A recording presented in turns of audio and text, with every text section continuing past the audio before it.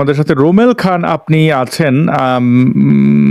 Rommel খান, আপনাকে শুনতে পাচ্ছি, আমরা দেখতেও পাচ্ছি। আপনার প্রশ্নটি যদি রাখতেন। জি ভাইজান, আপনারা কেমন আছেন? বই কেমন আছেন? ভালো, ভালো আছি। ভালো। মাসুদ ভাই ভালো আছেন? হ্যাঁ। আচ্ছা মাসুদ ভাই, একটু আপনার কাছে একটা প্রশ্ন ছিল। আপনি বলছেন যে মোহাম্মদ বিষ পানে মারা গেছে। বিষ পানে মারা গেছে, এটার মানে যুক্তিগত আপনি কিভাবে বলেন আমি জানি না, তবে আমি যতটুকু রিসার্চ করছি দেখছি মোহাম্মদ সাল্লাল্লাহু আলাইহি ওয়াসাল্লাম বিষ পানে মারা যায় নাই। এর কারণ হচ্ছে, যদি বিষ পানে মারা যাইতেন, মোহাম্মদের সাথে একজন তার সাথী ছিল, যে সাথী মানে মুহূর্তেই বিষ পানে কিছুক্ষণের পরে মারা গেছে, কিন্তু মোহাম্মদ কিন্তু তৎক্ষণিক সাথে মারা যায় নাই। মানে মোহাম্মদ বিষ পানে হ্যাঁ, মোহাম্মদ বিষ পান করে তাৎক্ষণিক মারা যায়নি, কিন্তু মোহাম্মদ যখন মৃত্যুবরণ করেছে, মোহাম্মদের মৃত্যুবরণ করার সেই দৃশ্যটা কি আপনি মানে কিতাবে কোথাও পড়েছেন বা সেটা সম্পর্কে জানেন? মোহাম্মদের মৃত্যুর সময় সেই যে বিষ পান করেছিল, সেই বিষের কারণে কষ্ট হচ্ছিল কিনা সেটা আপনি জানেন? ওই সময় কি কোনো মানে মানে চিকিৎসা বিজ্ঞানে ওই সময় তো মানে পরীক্ষা করার সুযোগ ছিল না, টেস্ট করার সুযোগ ছিল না যে মোহাম্মদ কিভাবে মারা গেছে, উনি কি বিষ পানে মারা গেছে না অন্য কোনো কারণে মারা গেছে? আপনারা এটা কিভাবে নিশ্চিত হলেন? আপনি কিভাবে নিশ্চিত? আপনি আমাকে একটু বলুন তো, মোহাম্মদের মৃত্যুর সময় মোহাম্মদ কি বলেছিল সেটা একটু বলুন তো আমাকে। ওই বিষ সংক্রান্ত কি বলেছিল আমাকে একটু বলবেন? মোহাম্মদ বলেছেন আস-সালাত আমা মালাকাত আইমানুকুম, সালাতের কথা বলেছেন, নামাজের কথা বারবার বলেছেন মৃত্যুর শেষ। কিন্তু মোহাম্মদের আপনাকে সেটা জানতে চাইনি। আমি বলেছি মোহাম্মদ যখন মৃত্যুবরণ করে সেই সময়ে মোহাম্মদের শেষ মুহূর্তে কথাগুলো বলছেন, সালাতের কথা শেষ মুহূর্তে বলছেন, মৃত্যুর আগ মুহূর্তে। আমি আপনাকে বলছি যে সালাতের কথা বলেছে, তারপরে আপনার ওমা মালাকাত আইমানুকুম সেগুলো যা বলেছে সেটা জিজ্ঞাসা করিনি। মোহাম্মদের যন্ত্রণা হচ্ছিল মৃত্যু যন্ত্রণা, সেই মৃত্যু যন্ত্রণা একটু শুনবেন। সেই মৃত্যু যন্ত্রণার যে কষ্টটা বা মৃত্যুর যে কষ্ট, সে সংক্রান্ত বাক্যটা কি ছিল একটু বলুন তো আমাকে ভাই। আসাদ ভাই একটু পরে দেখাবেন, আগে ওনার কাছ থেকে শুনি, আগে উনি বলুক। হ্যাঁ ভাই, একটু বলুন তো আপনি জানেন কিনা। না, এটা আমার জানা নাই। বলুন ভাই, এটা আপনার জানা নাই। তাহলে আপনি একটা বিষয়টা চ্যালেঞ্জ করতে আসলেন না জেনে, এটা কি ঠিক হলো ভাই? না, আমি যতটুকু জানি তাহলে জানাই না, বিষ পানে মারা গেছে, যে বিষের কারণে। না তাহলে কি শুনুন, আপনি যখন তাহলে একটু আপনি যেটা জানেন না স্বীকার করেছেন সেটা একটু শুনুন। হ্যাঁ ভাই বলুন। জি, জি, আমরা একটু দেখি। আমাদের বাংলাদেশে যারা ওয়াজ মাহফিল করেন, খুবই জনপ্রিয় ব্যক্তি, তারাও এই জিনিসটা স্বীকার করেছেন মোহাম্মদের মৃত্যুর বিষয়ে। আমরা একটু দেখি কি বলছেন।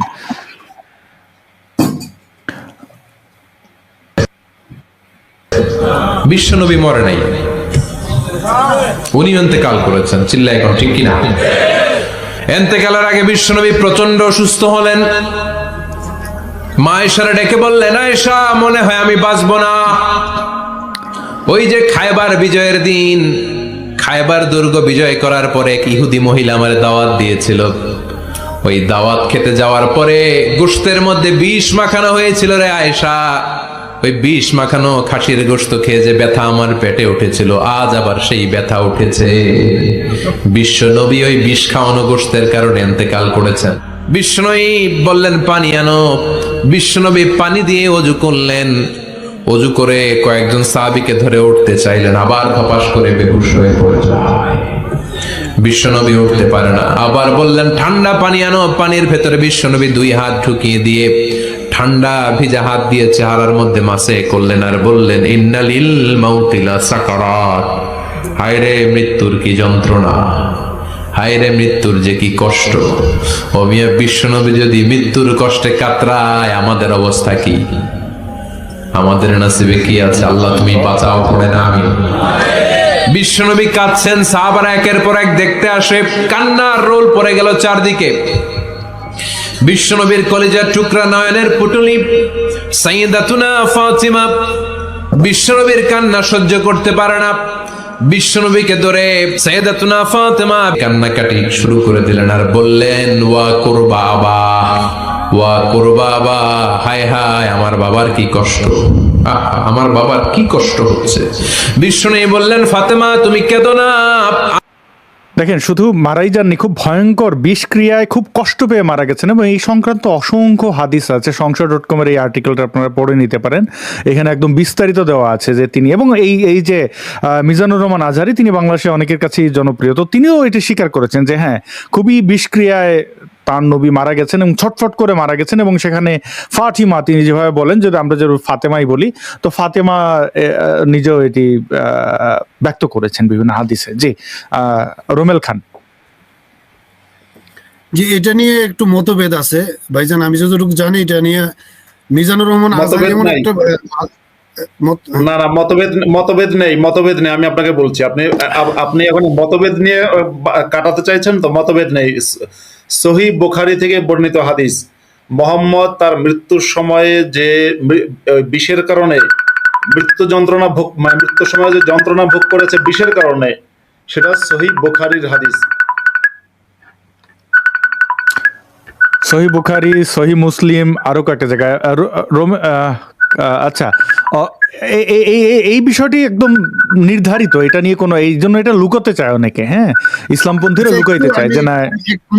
আমি একটু সংক্ষেপে বলি। জি জি, মোহাম্মদের সাথে যে ছিল, উনি তো সাথে তৎকালীন মারা গেছে। মোহাম্মদ সাথে তো মারা গেল না কোনো, মানে উনি যদি একটু যদি ডিফারেন্ট না হতো তাহলে সাথে তো উনি ভাই এক জায়গায় একই মিছিলে দাঁড়ায় একজন গুলি খেয়ে মারা গেছে, একজন মারা গেল না কেন, পরে মারা গেল হাসপাতালে, সেটা নিয়ে তো আপনি বলতে পারেন না যে গুলি খাওয়ার ঘটনা ঘটে নাই। সাথে সাথে দুইজন মারা যাবে এমন তো হয় না। যদি ওই সময় মোহাম্মদ মারা যেত তাহলে তো বাঁচতামই আমরা, এই দ্বন্দ্ব পৃথিবী অশান্ত হইতো না। কিন্তু মোহাম্মদের তো আরো অনেকবার হত্যা করার চেষ্টা করেছিল, আরো কয়েকবার হত্যা করার চেষ্টা করছিল। একটু ভাই, আপনাদের রংপুরে আবু সাইদ ভাই যেদিন গুলিতে মারা গেল, সেদিন কি আশপাশের আরো সবাই মারা গেল না কেন ভাই? না, অনেকেই তো মারা গেছে। আমি বলছি কিন্তু সবাই মারা গেছে নাকি নাকি নাকি কয়েকজন, নাকি কয়েকজন, নাকি সবাই মারা গেছে? টার্গেট যারা করছে তারা তো মারা গেছে।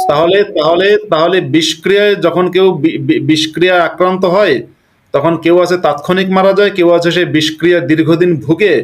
হ্যাঁ, যেহেতু তৎকালীন যুগে সুচিকিৎসা ছিল না, যেটা আপনিই বলেন, তখন এক্সরে ছিল না, ডাক্তার ছিল না, চিকিৎসার ব্যবস্থা অত উন্নত ছিল না, যে কারণে সেই বিষের যে ক্রিয়া দূর করার জন্য, ধরেন আজকের যুগে কি হয়, আমি একটা বিষাক্ত খাবার খেলাম, ফুড পয়জনিং হলো, ডাক্তারের কাছে গেলাম, ডাক্তার আমার চিকিৎসা করে আমাকে সুস্থ করতে পারবে। তৎকালীন যুগে সেটা ছিল না বলে সেই বিষক্রিয়ায় দীর্ঘদিন ভুগে ভুগে ভুগে মুহাম্মদের মৃত্যুর সময় সেই কষ্টটা মুহাম্মদ পেয়েছেন।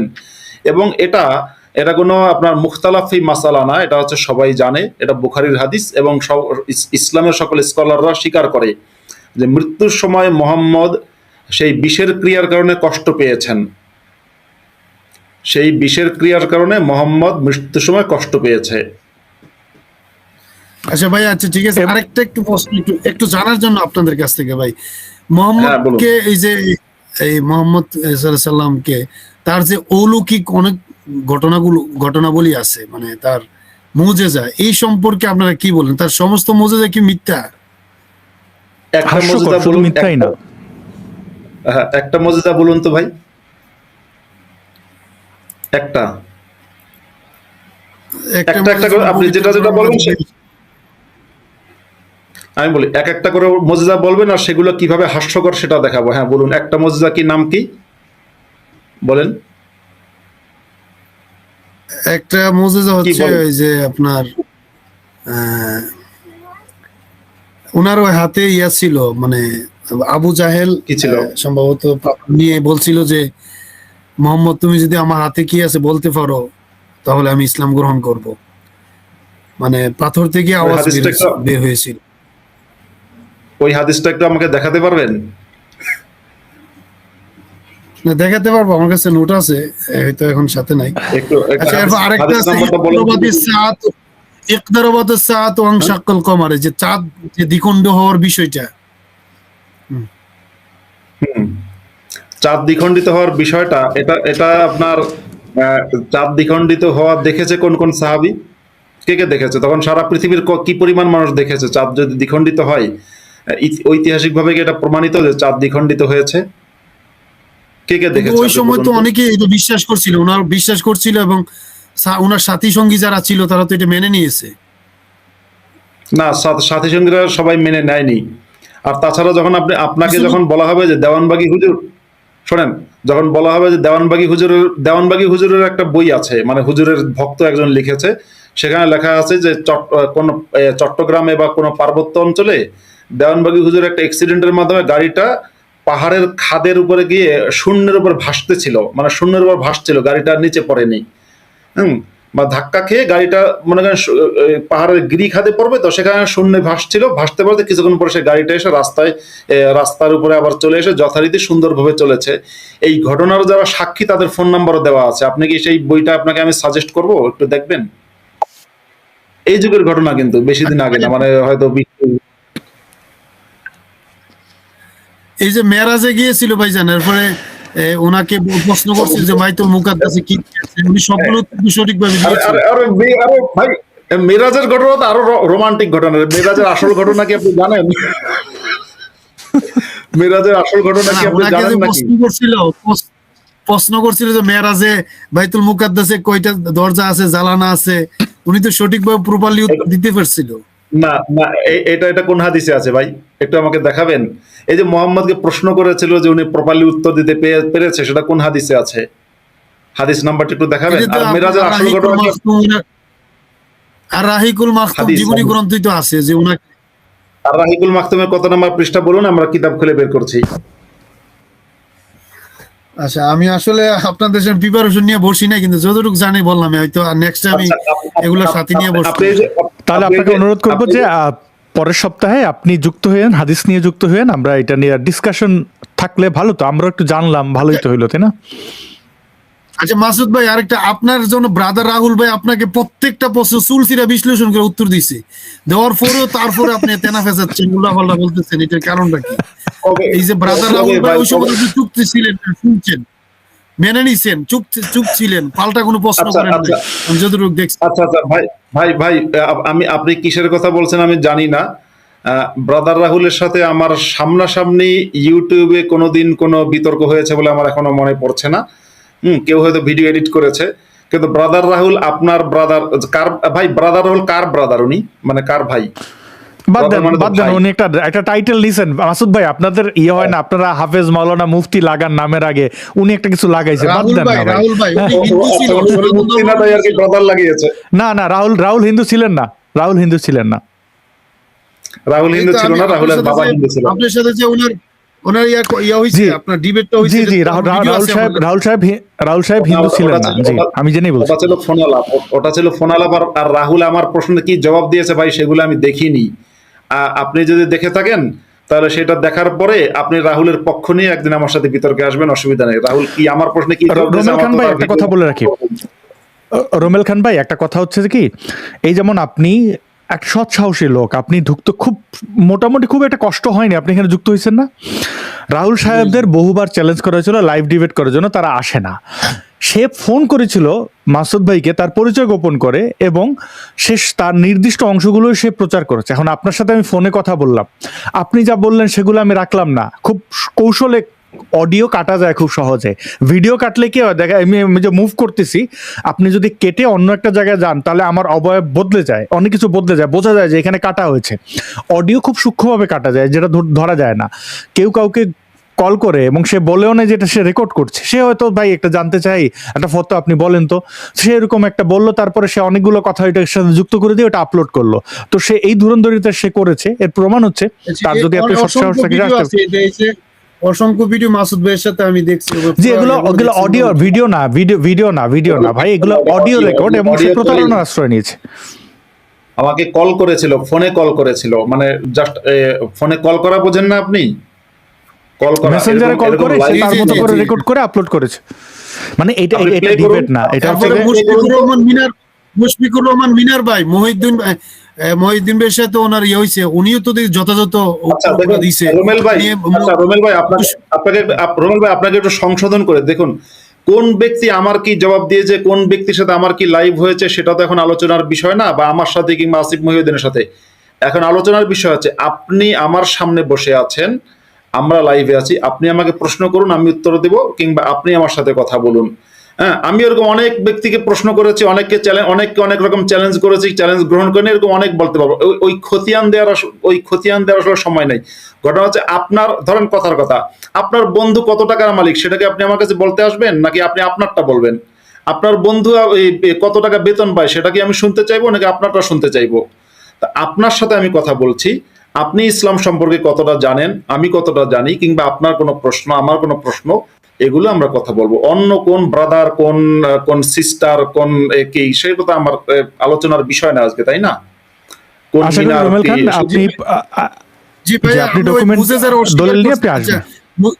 মুজেজ অস্বীকার করছেন, একটা একদম সহি হাদিস আছে, আমি হাদিসটা হয়তো দেখাইতে, যে মানে নবী যে কূপের কাছে গেছিলেন পানির, যুদ্ধ থেকে আসার পরে পানির অভাব হয়েছিল, জি। তো এখন তারপরে নবী যে একটা কূপের ভিতরে উনি আপনি সম্ভবত মোজেজার একটু দলিল থুতু ফেলছে- দলিল নিয়ে আপনি দলিল নিয়ে সামনের থুতু সপ্তাহে ফেলছিল। আইসেন, আমরা কথা বলবো। তারপর ওই কূপের পানি বৃদ্ধি জি। পেয়েছিল, ওই কূপের পানি রুবেল ভাই, বুঝতে পেরেছি অনুসারীরা রুমেল ভাই, আমি বলে দিচ্ছি, মুফতি আব্দুল আল মাসুদ ভাই, তিনি ধর্মে বিশ্বাস না করলেও তিনি তার সনদের সাথে বেইমানি করবেন না। তিনি একটা জিনিস যদি কোনো দলিলে থাকে সেটা নেই বলে এই কথা বলে তিনি তার সনদ বা শিক্ষা যে এটাকে তিনি হালকা করবেন না, এটা কখনো কেউ করেন না। যুক্তিতে টিকে থাকা মানুষ কখনো সে সত্যকে অস্বীকার করবে না। যদি কিছু থাকে তিনি অস্বীকার করবেন না। আপনার কাছে যদি মনে হয় যে এই দলিলটা আছে, আপনি দলিল নিয়ে আসেন, আমরা সেই অনুযায়ী কথা বলবো। মোজেজা আমাদের ভালো লাগলে আমরা ইসলাম গ্রহণ করে 5 ওয়াক্ত নামাজ পড়বো, অসুবিধা কি? অসুবিধা নাই তো। আপনি দলিল নিয়ে এসে সামনের সপ্তাহে কথা হবে, কেমন? না আচ্ছা ঠিক আছে ভাইজান, আমরা আরেকটা আরো সর্বশেষ- গেস্ট আছেন তো, তাদেরকে একটু, সর্বশেষ একটা আমি কথা অলরেডি বলে শেষ করি। একটা কথা বলি, আমি রাখতেছি। মোহাম্মদ সাল্লাল্লাহু আলাইহি সাল্লাম আপনার এই একাধিক বিবাহ করছে এবং দাসীদের সাথে মানে সহবাস করছে। ওই সময়ের যে সোসাইটি ছিল, ওই সময়ের যে মানুষ ছিল, তারা তো এটাকে অ্যাকসেপ্ট করছে। তো তারা যদি অ্যাকসেপ্ট করে, আপনাদের সমস্যা কি? আর জি, আপনারাও অনেক তো যারা ধন্যবাদ। নাস্তিক আছে, একাধিক মহিলাদের সাথে জানা করেন, 10 জন 12 জন পতিতালয়ে গিয়ে লুচ্চা ইয়া করেন, তো ওই সময় বুঝতে এটার পেরেছি। বিরুদ্ধে বলেন না, বৈধভাবে কাজ করছে, আপনাদের সমস্যা কি? আপনার কথা আচ্ছা ভাই, আপনার কথা বুঝতে পেরেছি ভাই, আমাকে একটু সুযোগ দেন। হ্যাঁ, আপনার কথা বুঝতে পেরেছি। আপনি বলছেন যে মোহাম্মদ যে সময়ে শিশু বিয়ে করেছে, যে সময় 11টা বিয়ে করেছে, বা যে সময় দাসীদের সাথে সহবত করেছে, ওই সময় শিশু বিয়ে, দাসীদের সাথে সহবত, এগুলো সব স্বাভাবিক ছিল, তাই না? আপনি তাই বলেছেন তো? জি জি জি জি জি হ্যাঁ, মানে তার মানে ওই যুগের স্ট্যান্ডার্ডে এটা খারাপ ছিল না, তাই তো? জি জি জি হ্যাঁ, আচ্ছা, বর্তমান যুগে কি ওটা খারাপ মনে করা হয়, নাকি বর্তমান যুগে এটা ভালো মনে করা হয়? 1400 বছর আগের বিষয়কে এখন আপনি তো কম্পেয়ার করলে তো হবে না। আমি কম্পেয়ার না, আমি শুধু আপনাকে সিম্পল একটা প্রশ্ন করেছি, বর্তমান যুগে এটা খারাপ মনে করা হয় না ভালো মনে করা হয়? কোনটা? এই যে বিবাহের বিষয়টা? মানে এই যে 12টা বিয়ে করা, দাসীর সাথে, মানে দাসীদের সাথে সঙ্গম করা এবং শিশু বিয়ে করা, এটাকে বর্তমান যুগে কি ভালো মনে করা হয় না খারাপ মনে করা হয়? না না, ওইটার সাথে এটা তো না ভাই। মাসুদ ভাই, আমি আপনাকে বলে দিই, মাসুদ ভাই, আচ্ছা, বুঝতে পেরেছি, রুমেল ভাই, মাসুদ ভাই, আমি বলি, এটা দীর্ঘ হবে। হ্যাঁ, আমি ওনাকে সংক্ষেপে বলি, আপনি যেদিকে যেতে চাইছেন উনি এটা মানে উনি এটা টাচ করতে পারতেছেন না, বা উনি ওই পথটা বুঝতে পারতেছেন না। রুমেল ভাই, আমি একটা কথা বলি, দেখেন ভাই, উনি আপনার নবী সেই সময় যেটা করেছেন, সেই সময়ে আপনি হিসাবে বিবেচনায় বাদ দিচ্ছেন, কিন্তু ওই আপনার নবী তো সর্বসময়ের নবী, তো সেই সময় তিনি যেটা করেছেন এই সময় এসে যদি সেটা খারাপ হয়, তাহলে তো এটা আপনার ওই দাবির বিপক্ষে যায়। আরেকটা কথা, আপনি আমাদেরকে এখন এটা উদ্দেশ্য করে অনেক, আপনাদের কাছে খারাপ, আমি কিন্তু আমরা আচ্ছা, আমরা যারা মুমিন, জি, আপনার কাছে খারাপ না, এটাই সমস্যা যে জি, আপনি খারাপ মনে নাই করতে পারেন। মাসুদ ভাই, আমি শেষ করে দিচ্ছি ওনাকে। জি, আপনি খারাপ মনে করেন না, আপনি শিশু বিবাহকে এখনো বৈধতা দেন, কিন্তু সমাজ বাস্তবতা এটা বৈধতা দেয় না। আপনাদের মুক্তির জন্য আমরা এই কথাগুলো বলি। আরেকটা কথা, ভাই, রোমেল খান ভাই, শেখ মুজিবুর রহমান নিজেকে নবী দাবি করেন নাই। আমি আপনাকে একে একে বলে দিচ্ছি। দেখেন, আপনি অনেকগুলো দাবি একসাথে করেন, ওই জায়গায় থাকেন, আবার নতুন জিনিস নিয়ে আসেন, আমাদের সব বিষয়ে যাওয়া সম্ভব না সময়ের স্বল্পতার কারণে। তা আপনি বলেছেন আমরা নাস্তিকরা লুচ্চা পতিতলা যাই না। ভাই, আমি পতিতলায় আমার জীবনে কোনোদিন যাই নাই, কারণ এটা আমার কাছে অমানবিক মনে হয়, একটা মানুষের দেহ ক্রয় করা টাকার বিনিময়, শোনেন, এবং এই যে 10-12টা নারী নিয়ে শুয়ে থাকি না, এটা অসত্য কথা ভাই। আমি আমার জীবনে 4 জন নারীর সাথে সম্পর্ক করেছি, এতটুকুই। এর বাইরে আমি মানে আমার পুরো জীবনে তো ভাই এই এগুলো সত্য না, আপনি যা ভাবেন এটা কল্পনা। অনেকেই নাস্তিকদের খারাপ বলার জন্য এটা করেন, অনেকে আবার এটা বহুগামী হতেই পারেন, তিনি একই সাথে নাস্তিকও হতে পারেন, সেটা আমাদের সমস্যা না। কিন্তু আসলে ধার্মিকরা যেভাবে ভাবেন, যেভাবে ধর্ম তাদের বৈধতা দেয় বহু বিবাহ, শিশু বিবাহের ক্ষেত্রে, আমরা সেটাকে অন্যায় মনে করি। নিশ্চয়ই এটা নিয়ে আপনার সাথে আরো ভবিষ্যতে আরো কথা হবে, আপনি দলিল নিয়ে এসে কথা বলবেন, ওই প্রসঙ্গে আমরা থাকবো, অন্য প্রসঙ্গে সুইচ করব না। সুইচ করলে সারা রাত শেষ হয়ে যাবে, এটার আসলে সমাধান নেই। রোমেল খান, ভালো থাকবেন। আচ্ছা, আমার একটা সুযোগ দিবেন, আমি এগুলোর দলিল, অথেন্টিক দলিল নিয়ে জি। আপনাদের সাথে জি জি জি, অবশ্যই সুযোগ দেবো, অবশ্যই সুযোগ কেন দেবো না, আপনাদের জন্যই আমাদের আশা। হ্যাঁ, আপনি আসবেন নিশ্চয়ই। রোমেল খান ভাই, আপনার জন্য শুভকামনা, ভালো থাকবেন।